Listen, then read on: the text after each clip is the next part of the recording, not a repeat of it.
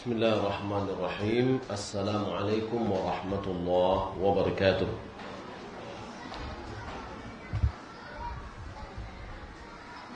Innal hamdalillah nahmaduhu wa nasta'inuhu wa nastaghfiruh wa na'udzu billahi min shururi anfusina wa min sayyiati a'malina.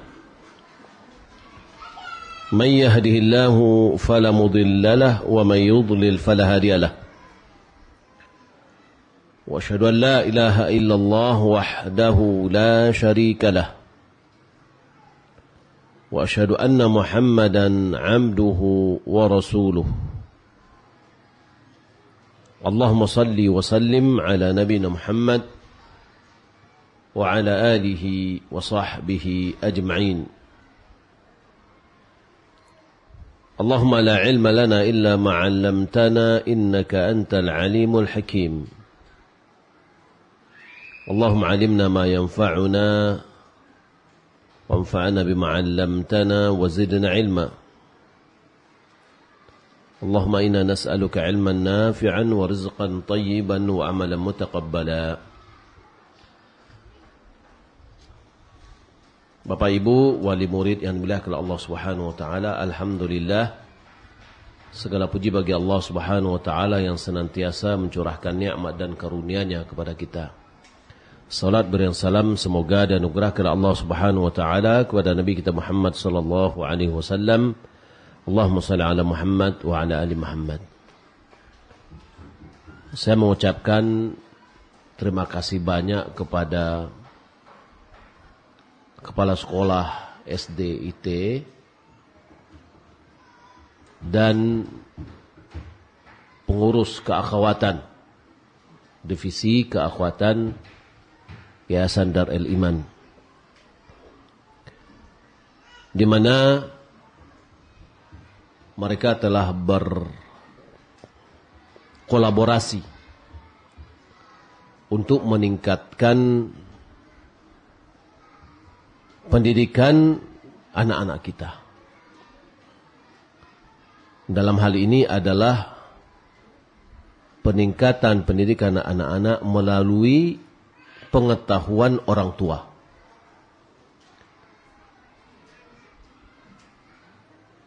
Dilaksanakannya kajian kita yang seperti ini luar biasa, yang akan memberikan dampak yang baik kepada kita dalam mendidik anak-anak kita di rumah. Sebagaimana yang selalu kita katakan bahwa pendidikan itu akan sukses kalau seandainya tiga unsur saling berkoordinasi. Atau istilah bagi kita adalah tiga tungku sejarangan antara lembaga pendidikan, anak, dan orang tua. Ini adalah tiga pokok di dalam kesuksesan pendidikan, terutama adalah untuk anak kita. Dan saya memberikan apresiasi yang tinggi kepada Bapak Ibu yang hadir pada saat ini. Saya yakin Bapak Ibu memiliki kesibukan yang luar biasa. Akan tetapi kehadiran Bapak Ibu pada saat ini adalah menunjukkan bahwa kita adalah serius di dalam mendidik anak kita. Maka kita perlu menambah pengetahuan kita tentang pendidikan. Tema dalam kajian kita pada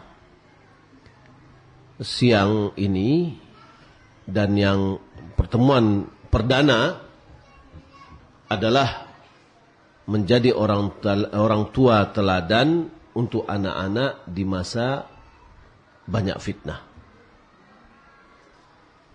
Kita mengetahui bahwasanya orang tua punya tanggung jawab dalam pendidikan. Sebagaimana Allah Subhanahu wa taala berfirman, ya ayyuhalladzina amanu qu anfusakum wa ahlikum nara. Hai orang-orang beriman, jagalah dirimu dan keluargamu dari api neraka. Surat Tahrim ayat 6. Qatadah dia mengatakan, ta'muruhum bi ta'atillah wa tanhahum an ma'siyatillah wa an taquma 'alaihim bi amrillah wa ta'muruhum bihi wa tusa'iduhum 'alaihi fa idza ra'aita ma'siyatan qada'tahum 'anha wa zajartahum 'anha. Hai orang yang beriman, jagalah dirimu dan keluargamu dari api neraka. Qatadah dia mengatakan, bagaimana cara kita menjaga diri kita dan menjaga keluarga kita dari api neraka, anak dan istri kita? Adalah dengan cara engkau perintahkan mereka untuk taat kepada Allah. Engkau larang mereka dari bermaksiat kepada Allah. Wa taqumu 'alaihim bi amrillah, engkau laksanakan perintah Allah terhadap mereka. Wa ta'murum bih, engkau perintahkan kepada mereka perintah-perintah Allah. Wa tusa'iduhum 'alaihi, engkau bantu mereka dalam menjalankan perintah-perintah Allah. Fa idza ra'aita ma'siyatan qaza'tahum anha, kalau seandainya engkau melihat maksiat, engkau halangi mereka, engkau cegah mereka darinya. Wa zajartahum anha, engkau larang mereka darinya. Ini adalah tugas orang tua, terutama adalah kaum laki-laki sebagai kepala keluarga. Rasulullah SAW bersabda dari hadis Ibnu Umar, dia mengatakan, sami'tu Rasulullah SAW yaqul, kullukum ra'in wa kullukum mas'ulun an ra'iyati. Masing-masing kalian adalah ra'in. Secara letterleknya ra'in itu pengembala. Kalau kita lihat pengembala, apa yang digembala adalah binatang gembalaannya. Maka masing-masing kita itu adalah ra'in. Pengembala itu berarti dia diberikan amanah. Maka masing-masing kita adalah pemegang amanah. Wa kullukum mas'ulun an ra'iyatihi. Masing-masing kalian akan diminta pertanggungjawaban terhadap amanah yang diembankan kepadanya. Al-imamu ra'in wa mas'ulun an ra'iyatihi. Imam itu adalah pemangku amanah, pemegang amanah, diberikan tugas kepadanya untuk menjalankan amanah. Wa huwa mas'ulun an ra'iyatihi, dia diminta pertanggungjawaban terhadap yang diamanatkan kepadanya. Wal rajulu ra'in fi baiti ahlihi, laki-laki adalah pengemban amanah di rumahnya, maka dia diminta pertanggungjawaban terhadap yang diembankan kepadanya. Wal mar'atu ra'iyatu fi baiti zawjiha. Wanita juga pemangku amanah. Ya, bukan pemimpin. Banyak orang menerjemahkan yang pemimpin. Ya, laki-laki pemimpin terhadap keluarganya, diminta pertanggungjawaban terhadap pimpinnya. Wanita pemimpin di rumah suaminya, maka diminta pertanggungjawaban terhadap pimpinnya. Karena ada dualisme kepemimpinan, maka karena istri pemimpin rumah suaminya, makanya dia memerintah suaminya karena dia pemimpin. Ya, itu salah terjemahan. Yang benar itu adalah wanita dengan kapasitasnya dia juga pemangku amanah. Ya, maka dia diminta pertanggungjawaban terhadap yang diamanatkan kepadanya. Jadi masing-masing kita, terutama kita ada sebagai kepala keluarga, adalah diberikan amanah oleh Allah. Laki-laki diberikan amanah kepadanya ada istrinya satu, kemudian anak-anaknya. Dan akan diminta pertanggungjawaban terhadap yang diamanatkan kepadanya. Nabi SAW juga bersabda, "Ma min 'abdin yastar'ihi Allahu ra'iyata, ma min 'abdin yastar'ihi Allahu ra'iyatan, falam yuhitha binushihi illa lam yarih raihatal jannah." Tak seorang pun dari hamba yang diberikan amanah dalam memelihara tanggung jawab atau diberikan amanah oleh Allah Subhanahu wa taala, lalu dia tidak tunaikan dengan tulus, dia tidak berikan ketulusan kepadanya, maka kecuali dia tidak akan mendapat aroma surga. Anak-anak yang kita sekarang ini diberi oleh Allah Subhanahu wa taala itu adalah amanah. Sudahkah kita tulus memberikan yang terbaik untuk mereka atau bagaimana? Itu akan diminta pertanggungjawaban nantinya. Ibnu Umar dia mengatakan, "Adib ibnaka fa innaka mas'ulun anhu." Didik anakmu, sesungguhnya engkau akan ditanya atasnya.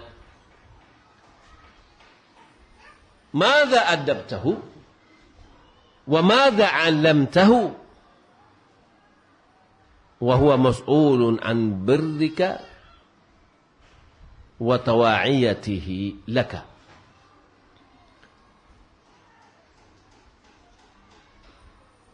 Apa yang kita didik mereka, apa yang kita ajarkan kepada mereka, itu diminta pertanggungjawaban nantinya.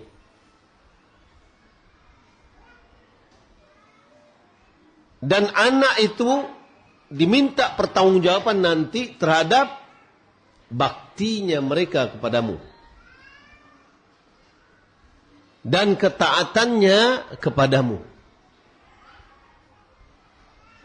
Sekarang yang kita tunaikan adalah bagaimana kita bisa menunaikan hak anak kita. Seorang bapak datang dengan anaknya kepada Umar bin Khattab. Dia mengeluhkan anaknya ini membangkang kepadanya. Lalu si anak mengatakan, "Ya Amirul Mukminin, beritahukan kepadaku, apa hak anak yang harus ditunaikan oleh ayahnya?" Lalu Umar mengatakan, "Ayakhtara lahu umman salihah." Hendaklah dia memilihkan untuk anaknya ibu yang solehah. Berarti ini sebelum memilih calon istri yang dia adalah calon ibu, maka pendidikan anak itu sudah mulai dari situ.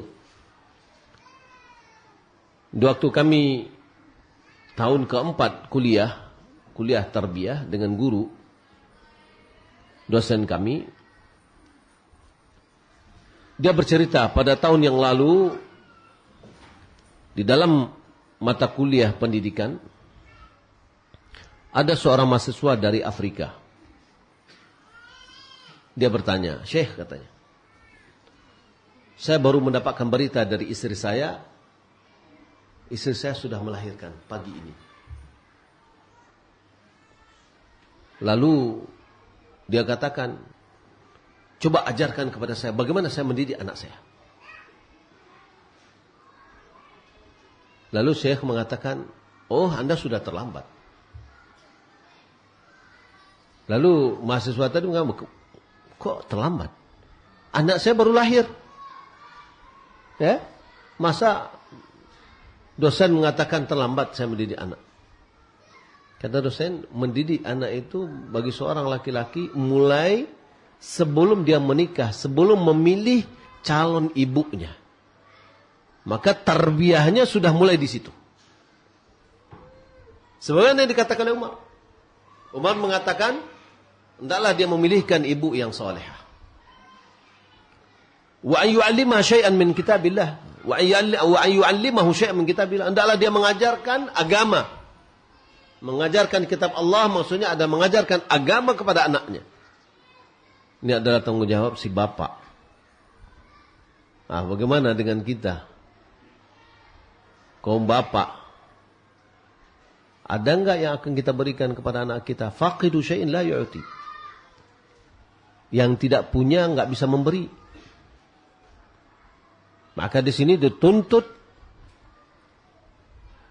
orang tua harus berilmu agama. Wah, saya kan nanti gampang aja, masukkan sekolah darah iman sudah cukup. Kita serahkan ke pengurus darah iman anak saya menjadi orang yang soleh atau tidak. Nggak bisa. Anak-anak kita bukan anak darah iman. Ya, kita adalah sebuah alternatif akan membantu orang tua bagaimana menjadikan anaknya menjadi anak yang baik. Tapi hukum asal anak itu adalah anak orang tuanya. Lalu yang ketiga, wa yakhtara lahu isman hasana, dipilihkan nama yang baik untuk anaknya. Nama yang baik itu adalah nama yang memiliki arti. Maka sebaik-baik nama, kata Nabi SAW, ahabbul asma ilallah Abdurrahman wa Abdullah. Nama yang paling dicintai oleh Allah Subhanahu wa taala adalah Abdurrahman dan Abdullah. Kemudian nama-nama para nabi, nama para sahabat. Kalau perempuan nama sahabiat. Harapan kita bagaimana mereka kita panggil terus menjadi mereka. Mereka telah mengukir sebuah sejarah dari segala sisi dalam kehidupannya. Baik. Maka orang tua punya kewajiban untuk mendidik anaknya, mengajarkan anaknya, lalu si anak akan diminta pertanggungjawaban terhadap bagaimana ketaatan, bagaimana pelayanan kepada orang tuanya. Juga Nabi SAW memberitahukan bahwasanya mendidik anak dengan didikan yang baik itu lebih baik daripada sedekah yang kita keluarkan.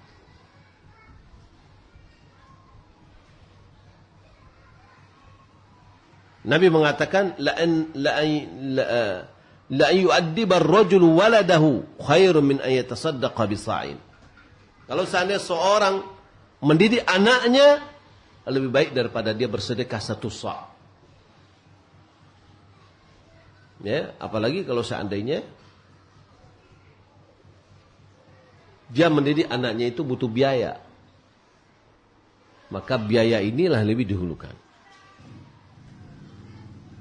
Sebagaimana Nabi SAW memberitahukan, membimbing, bahwa mengajarkan anak akan akhlak yang baik lebih afdal dari segala pemberian yang diberikan kepadanya.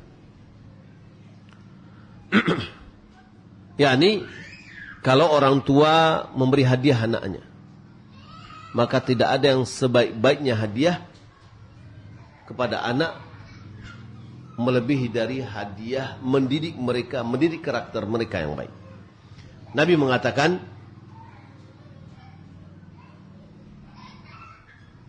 ma nahala walidun waladan afdal min adabi husni. Afdal min adabin hasanin. Ya. Tidaklah seorang bapak memberikan pemberian kepada seorang anak yang lebih afdal daripada memberikan adab yang baik.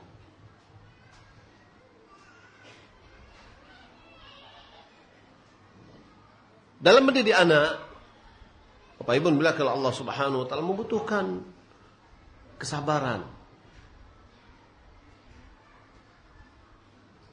Apalagi kepada pendidikan anak perempuan. Apalagi pada zaman fitnah ini butuh kesabaran. Ya. Anak-anak perempuan mudah tergoda. Maka siapa yang mendidik anaknya, anak perempuannya dengan baik, maka anak-anak itu akan menjadi tameng bagi orang tuanya untuk tidak masuk api neraka. Nabi SAW mengatakan, "Man kana lahu thalathu banatin." Siapa memiliki 3 orang putri, yu'addibuhunna wa yakaffihinna wa yarhamuhunna. Dia didik mereka, dia cukupi kebutuhannya, dan dia beramah atau berlemah lembut kepadanya. Faqad wajabat lahumul jannah. Sungguh telah berhak mendapatkan surga. Faqala rajul min ba'd qaum, sebagian orang, ada seorang dari sebagian kaum mengatakan, "Wa thintain ya Rasulullah?" Qala wa thintain. 2 orang putri ya Rasulullah. Kata Rasulullah, iya, 2 orang putri juga dapat.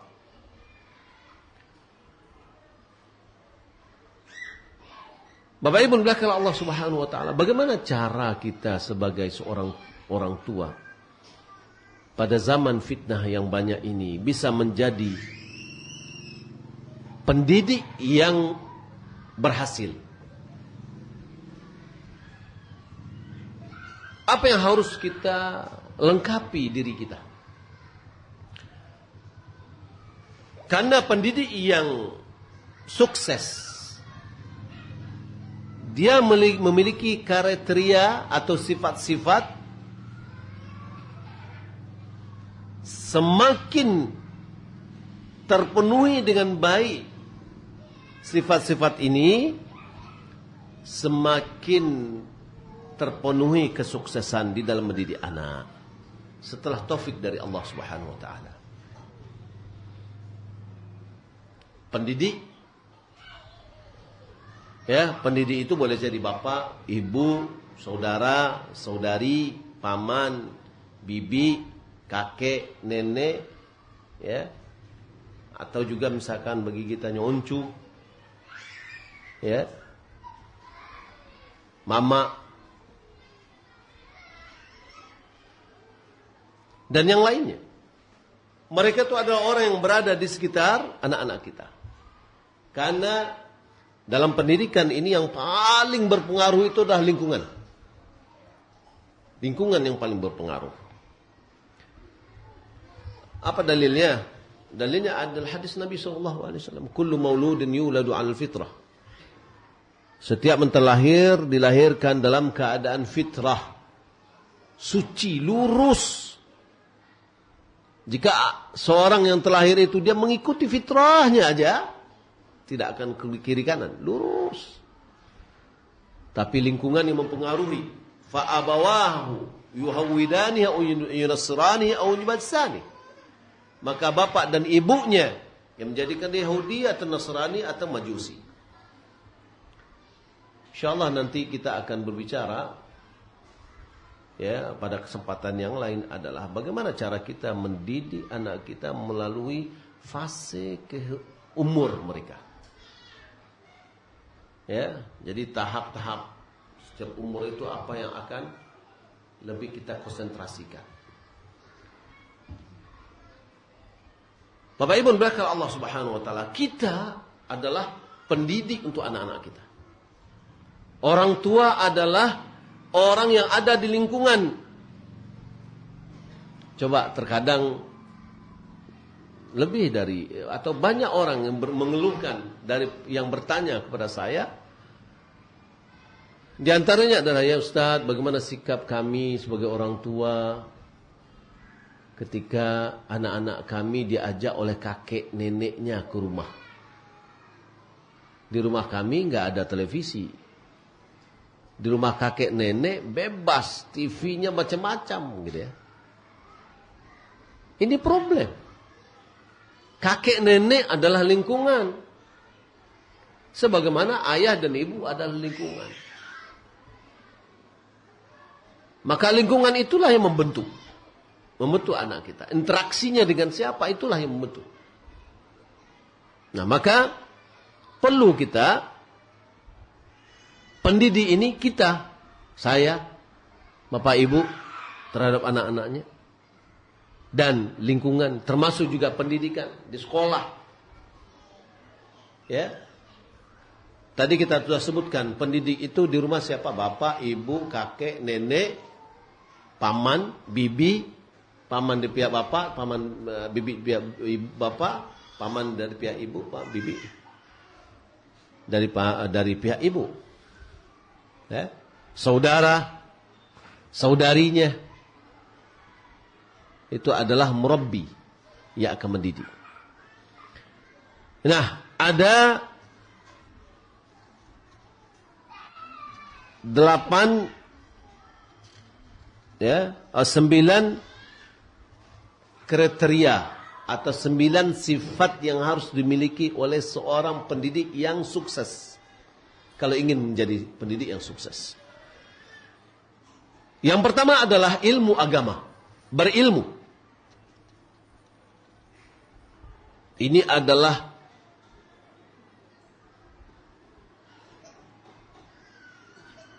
senjata utama bagi seorang pendidik di dalam memprogres pendidikan anaknya. Maka hendaklah dia memiliki ukuran tertentu dari ilmu syar'i yang dia kuasai. Di samping pemahaman fikih, realita, waqi' keadaan yang sekarang, juga hendaklah mengerti. Ya, coba orang tua, kalau orang tua gaptek, tapi anaknya cerdas. Ya, kadang-kadang anaknya yang mengakali orang tuanya. Nah, orang tua juga harus tahu sedikit demi sedikit. Ilmu syar'i yang dimaksud di sini adalah ilmu dari kitab dan sunnah.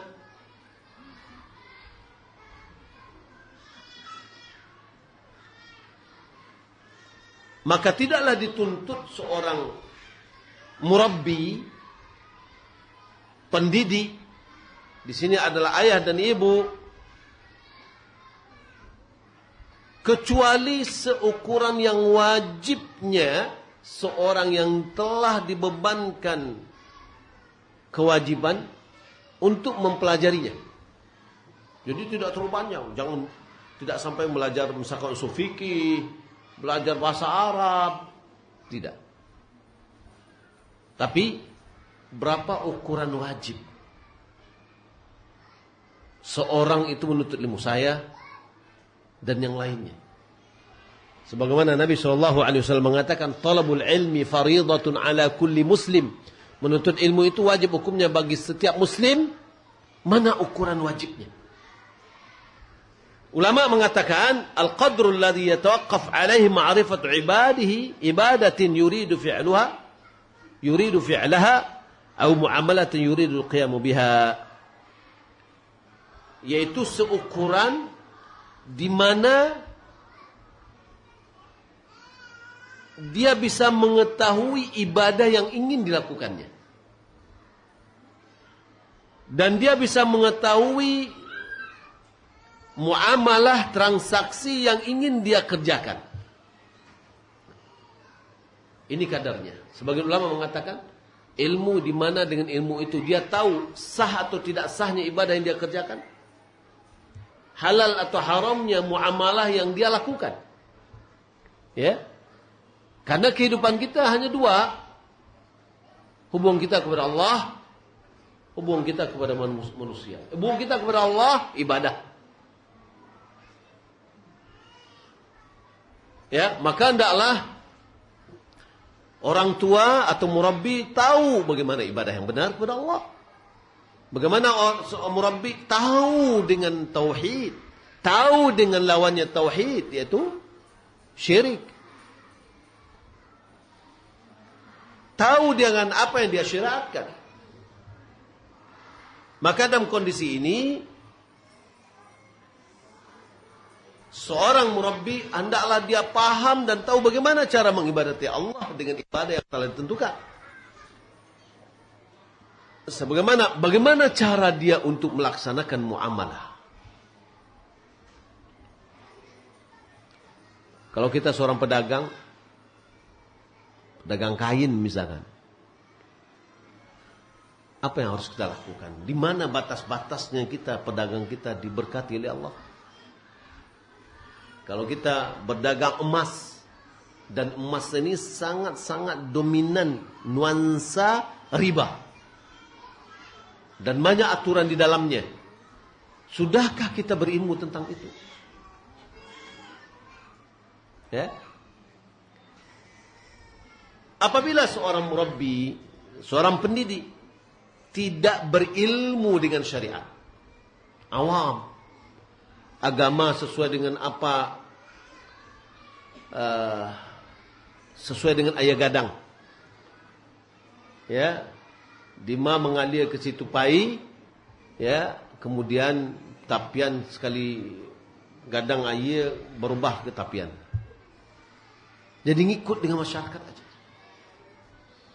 Tidak tahu dia dengan apa yang disyariat. Kalau seandainya murabbi atau pendidik, ayah dan ibu bodoh atau tidak tahu dengan syariat, maka anak-anaknya akan tumbuh di atas kebidahan. Tumbuh di atas bidah. Tumbuh di atas kharafat. Dulu kita, supaya menakut-nakuti kita, kalau saya di kampung saya dulu ya, bilangin, "Oi, baliklah ke rumah, kau lah mau maghrib kau, tangkai pangku lapeh," gitu. Jadi ditakuti kayak itu, kayaknya tangkai pangku itu jalan sendirian gitu loh. Ya, itu kan bentuk khurafat, bentuk apa? Kok dibawa di antu waru-waru gitu. Ya, ditakut-takuti. Ini adalah keliru. Dari mana mansya'a atau penyebab dari kekeliruan ini adalah ketidaktahuan dengan ilmu agama. Hadis Nabi mengatakan bahwasanya apabila sudah datang maghrib, anak-anak disuruh masuk ke dalam rumah. Pintu dan jendela ditutup dengan baca bismillah. Karena pada saat itu syaitan berkeliaran. Itu tidak khurafat, itu hadis Nabi. Tapi kalau sudah larut malam, sudah misalkan sudah habis waktu maghribnya, sudah silakan main dia keluar lagi. Ya, tapi pada saat maghrib itu, menjelang maghrib, menjelang azan, setelah sedang azan, ya, itu adalah waktu yang kita disuruh untuk mengumpulkan anak-anak kita. Ya, terkadang orang tua kita yang tidak tahu ini, terkadang bisa boleh jadi sampai kepada urusan syirik besar. Wah, kalau susah untuk menghafal, apailah ke kuburan angku itu halnya, minta di situ. Itu syirik besar. Tapi karena itu yang dia dapatkan dari dulu. Ya, dia tidak tahu dengan ilmu agama yang benar. Akhirnya berefek kepada anak-anak.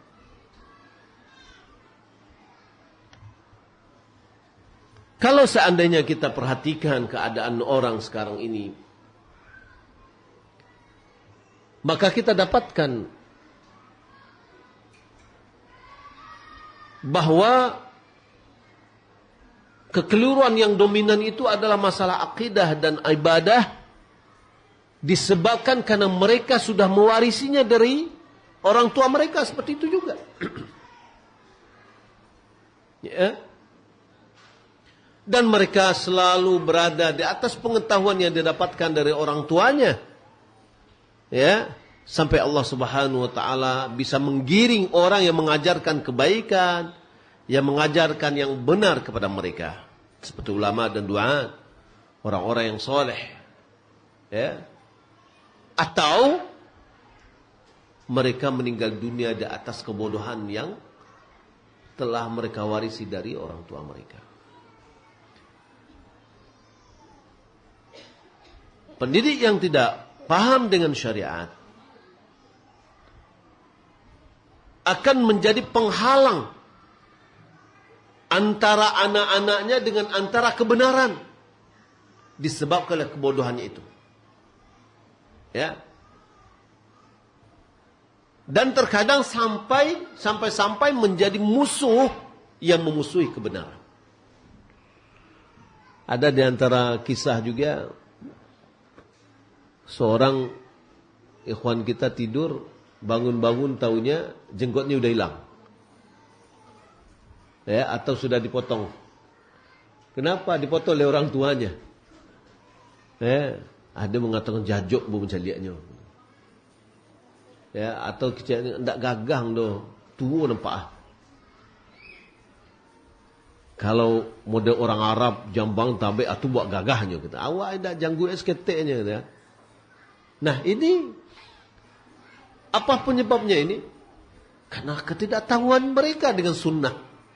Bagaimana yang seharusnya? Akhirnya dia adalah batu, ya, penghalang dalam atau sampainya kebenaran kepada anak-anaknya.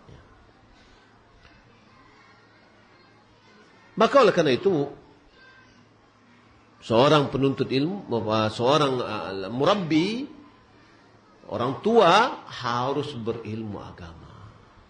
Maka dituntutlah orang tua ini bagaimana? Alhamdulillah, pertama Bapak Ibu, saya memberikan apresiasi kepada Bapak Ibu orang tua yang telah mempercayai kami di sekolah ini atau yayasan untuk mendidik anak Bapak Ibu. Ini sudah langkah pertama yang terbaik. Tapi alangkah baiknya, langkah yang baik ini kita ikut sertakan dengan penambahan ilmu agama kita. Kalau seandainya anak kita tidak kita masukkan ke sini, mungkin kapan kita akan lagi berinteraksi atau berkumpul dengan orang-orang yang pengajian? Ya, alhamdulillah Yayasan Darul Iman juga melaksanakan pengajian hampir setiap harinya ada. Terutama di Masjid Al-Hakim. Ya, pagi Ahad ada, Maghrib Ahad ada, Senin ada, Selasa ada, Rabu ada, ya, Kamis pagi ada, Jumat sore ada. Hampir kita ikuti. Ya. Untuk diri kita dulu, kemudian untuk anak kita. Kalau seandainya kita tidak tahu, tidak bisa mengajarkan kepada anak kita, minimal kita tahu akan kebenaran, tidak menjadi penghalang kebenaran terhadap anak kita. Ya.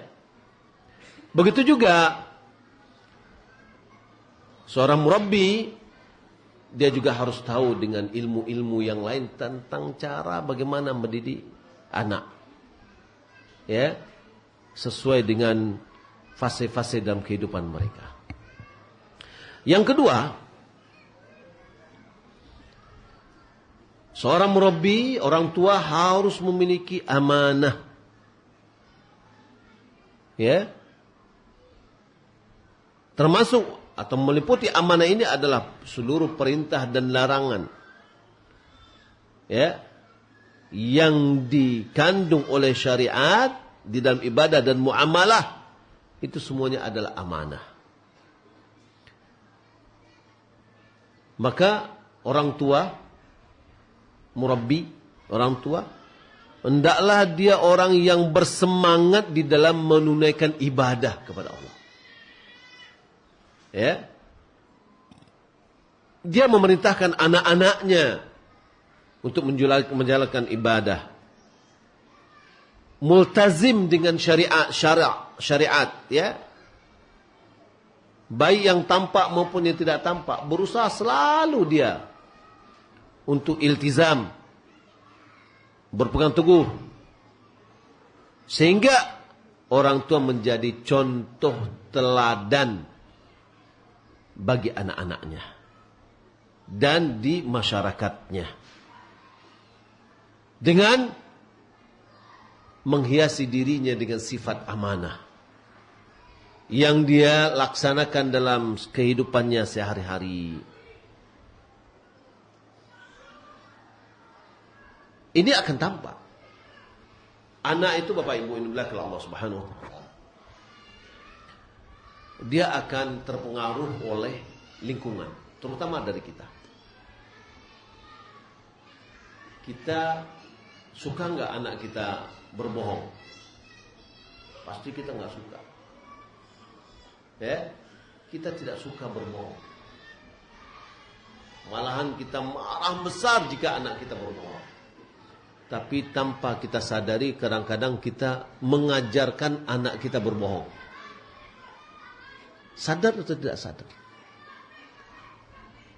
Ya, ketika kita ada masalah dengan seseorang misalkan, lalu kita bilang sama orang anak kita, kalau ada yang datang nanti si fulan, keceng kenyu apa nak do rumah. Sementara apa ada di rumah? Ama ada di rumah. Ya. Tapi kita sudah tanpa sengaja sudah mengajarkan anak kita berbohong. Karena bohong itu ada sesuatu yang tidak sesuai dengan realita. Kalau begitu bagaimana caranya? Kita ajarkan. Ya, bilang sama dia, bapak sekarang tidak bisa menerima tamu. Selesai. Bapakmu ada? Ada. Tapi hari ini dia tidak siap untuk menerima tamu. Selesai. Jujur. Tapi kalau kita kurang enak, kurang apa, lalu kita katakan, biar kecian kan anak apa ayah tidak ada, apa tidak ada. Itu adalah sebuah kebohongan. Ya. Maka seorang ayah, ibu harus amanah.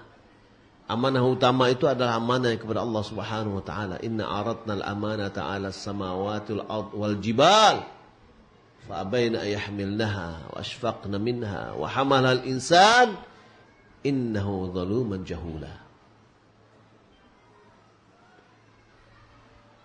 Innahu kana zaluman jahula. Kami tawarkan amanah kepada langit, bumi dan gunung. Fa abayna an yahmilnaha. Mereka tidak mau memikulnya. Wa ashfaqna minha. Mereka sangat sedih, takut tidak bisa menjalankannya. Fa akhadhal insan. Manusia mengambilnya. Innahu kana zaluman jahula. Sesungguhnya manusia itu adalah sangat zalim dan sangat bodoh. Bapak Ibu berkah Allah Subhanahu wa taala. Sifat yang ketiga, kriteria yang ketiga adalah al-quwwah. Kuat. Kuat dalam masalah ini meliputi kuat secara jasadi, jasmani, kuat di dalam akli, cara berfikir, kuat di dalam akhlak, kuat dalam karakter.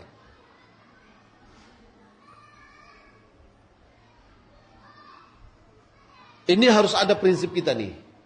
Kokoh. Ya. Kebanyakan dari bapak-bapak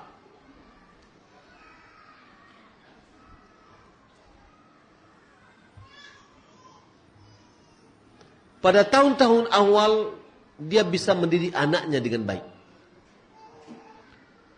Karena pada saat itu kepribadian bapak lebih kuat daripada kepribadian anak. Akan tetapi sedikit saja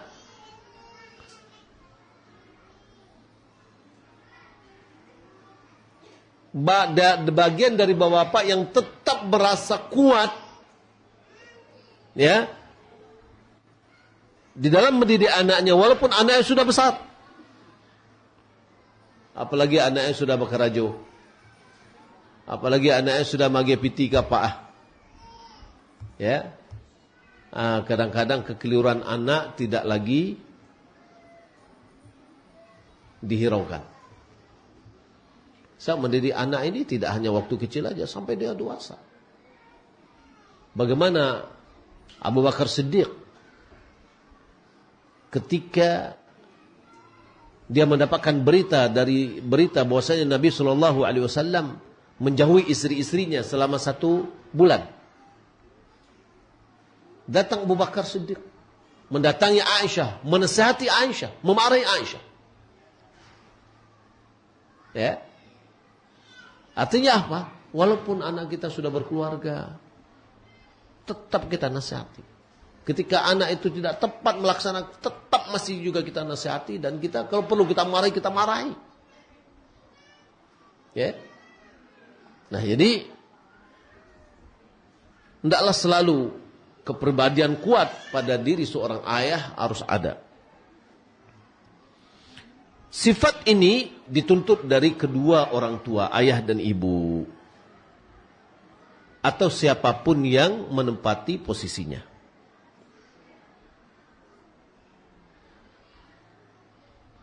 Namun terhadap bapak tentu lebih kuat, karena disitulah nilai dari qawamah, kepemimpinan.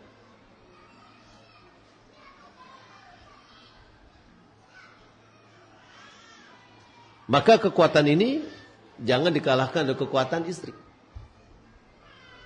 Kekuatan prinsip, kekuatan akal, kekuatan akhlak.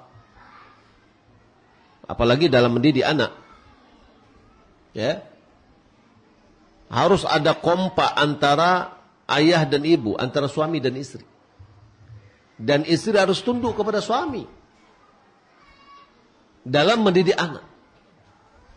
Ada hendaknya sebapak ini betul-betul kita jadikan dia seorang pemimpin yang harus ditaati.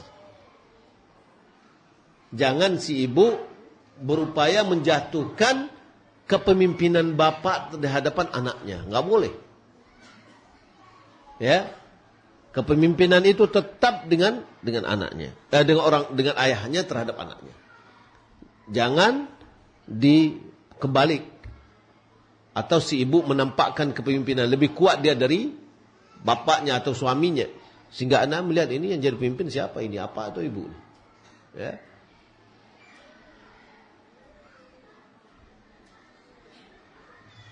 Yang keempat, al-adil, sikap adil. Para salaf adalah contoh yang terbaik dalam sikap adil antara anak-anak. Sampai mereka memberikan atau menganjurkan untuk menyamakan antara anak-anak mereka di dalam kasih sayang, dalam mencium anaknya. Nabi SAW pernah mencela seorang laki-laki yang mengambil anaknya yang kecil, lalu dia cium dan meletakkannya di pangkuannya. Ketika datang kepada anaknya yang lebih besar, dia dudukkan di sampingnya. Bagi kita ini mungkin sama ya. Anak yang datang merangkaknya, oh Masya Allah, kita anukan, kita cium, kita gendong, taruh. Datang celai, duduk sekolah. Itu berarti nggak sama, ya. Apa kata Nabi SAW? Ala sawaita bainahuma. Tidakkah kamu sikapi sama dengan keduanya? Ya ini dicium, ini juga dicium. Ya. Wa fi riwayatin fama adalta bainahuma. Dan mereka kata engkau tidak bersikap adil dengan keduanya. Walaupun nyolah gadang itu ikut anak juga. Maka sikap adil dituntut di dalam bermuamalah. Sikap berinteraksi dengan anak, memberikan ukubah, sanksi, kalau perlu kita memberikan sanksi, memberikan nafkah, hibah, dan termasuk juga bermain dengan anak, mencium anak. Maka tidak boleh kita membedakan satu sama lainnya. Ketika Nabi SAW diajak oleh seorang sahabat untuk memberikan kesaksian, maksudnya dia memberikan hadiah kepada anaknya, tapi ternyata dia tidak berikan kepada semuanya. Apa kata Nabi? Ashhid ghairi. Silakan orang lain yang engkau minta persaksiannya. Fa inni la ushidu ala jur. Aku tidak mau memberikan kesaksian dalam ketidakadilan. Memberi hibah, kita kasih. Di antara ulama pemberian hibah ini kepada anak ada yang mengatakan disamakan, sama rata. 10-10. 10 yang kuliah, 10 yang bayi. Karena hibah. Adapun nafkah berbeda. Nafkah sesuai dengan kebutuhan. 10 laki-laki, 10 perempuan. Tapi sebagian ulama lagi yang mengatakan tidak. Tapi diberikan adil itu apabila sama dengan hukum faraid. Laki-laki dapat 2, perempuan dapat 1. Ya, terjadi perbedaan pada ulama dalam pemberian ini. Maka kalau kita lihat sikap adil ini akan menanamkan jiwa yang baik pada anak kita. Malahan sikap yang tidak baik akan menanamkan rasa sakit hati, rasa dengki pada anak-anak kita satu sama lainnya. Yang kelima, hendaklah seorang orang tua memiliki sifat semangat kebaikan. Al-hirs.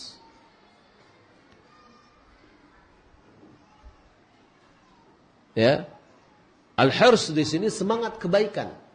Semangat memberikan kebaikan kepada anak, semangat memperhatikan anak-anak kita yang mungkin jatuh kepada tidak baik, lalu dia berikan perhatiannya itu.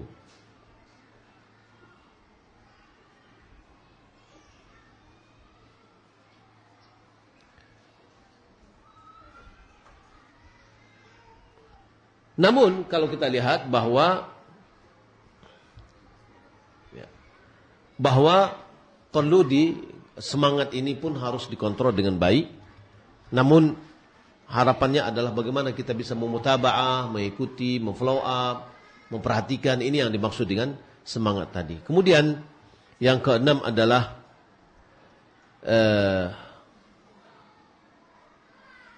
punya prinsip teguh di dalam pendirian.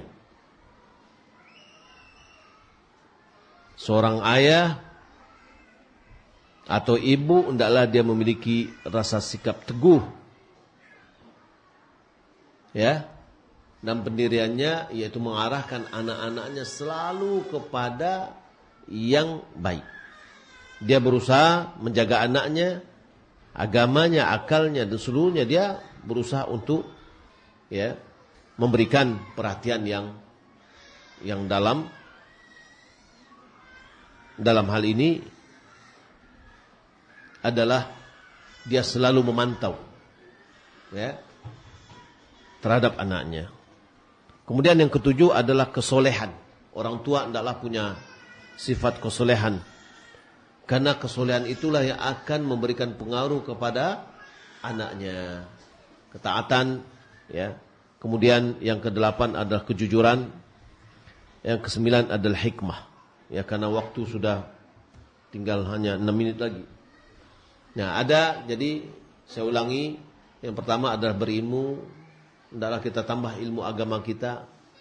Kemudian yang kedua, hendaklah kita memiliki prinsip amanah. Kita menunaikan amanah karena anak adalah amanah. Kita harus kuat fisik, kuat akal kita, kuat akhlak kita. Kemudian hendaklah kita bersikap adil dengan anak-anak kita dalam mendidiknya, ya. Kemudian semangat yang tinggi untuk menjaga anak kita yang baik, kemudian punya tekad yang kuat, ya, dalam menjaga anak kita. Maka dilakukanlah muraqabah, pemantauan, peninjauan, kemudian kesolehan, ya. Kesolehan orang tua akan memberikan pengaruh kepada anaknya.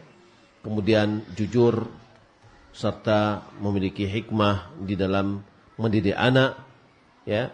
Hendaklah dia perhatikan yang orang yang melihat hikmah itu adalah melihat lebih jauh kemaslahatan untuk anaknya. Wallahu ta'ala alam. Ya, demikian yang dapat saya sampaikan. Kalau seandainya ada pertanyaan, silakan kita masuk dalam sesi pertanyaan.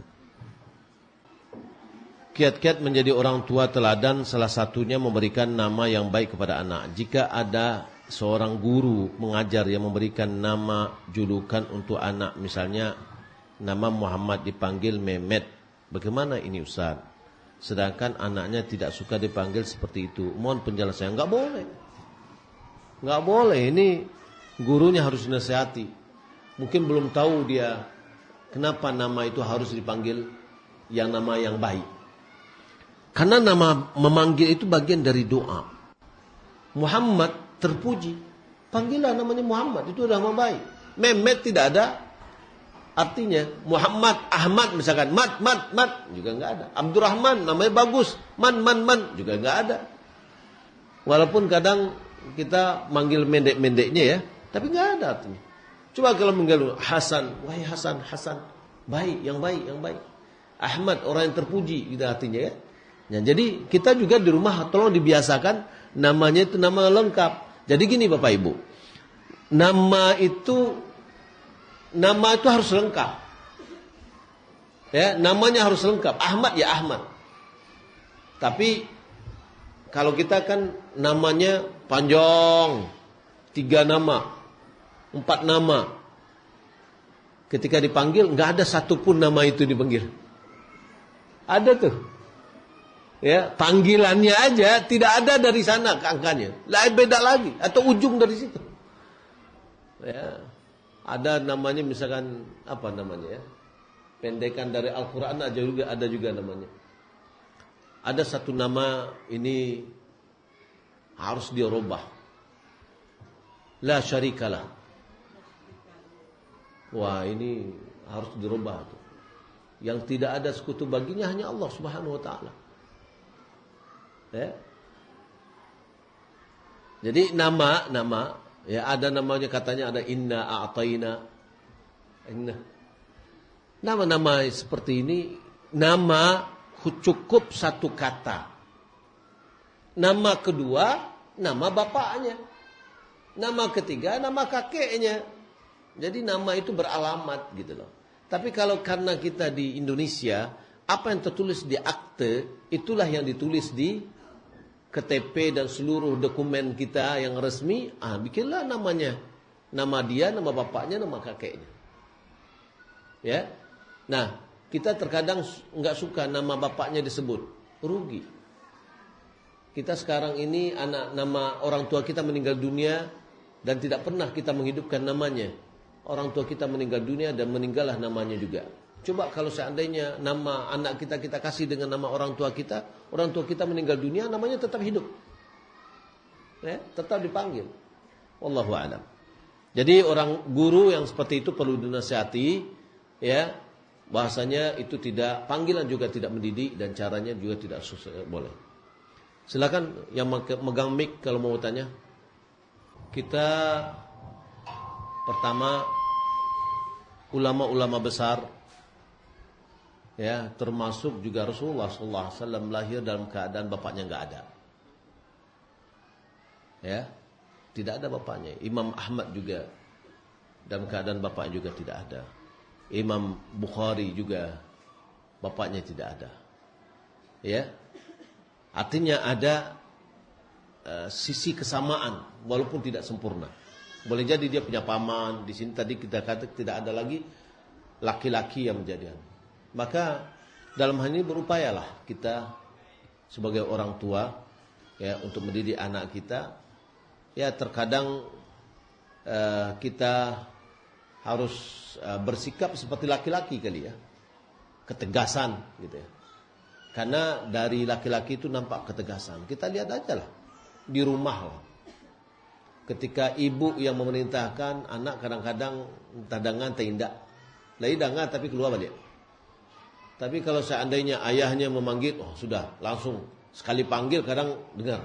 Sekali perintah langsung laksanakan. Ya. Maka mungkin boleh jadi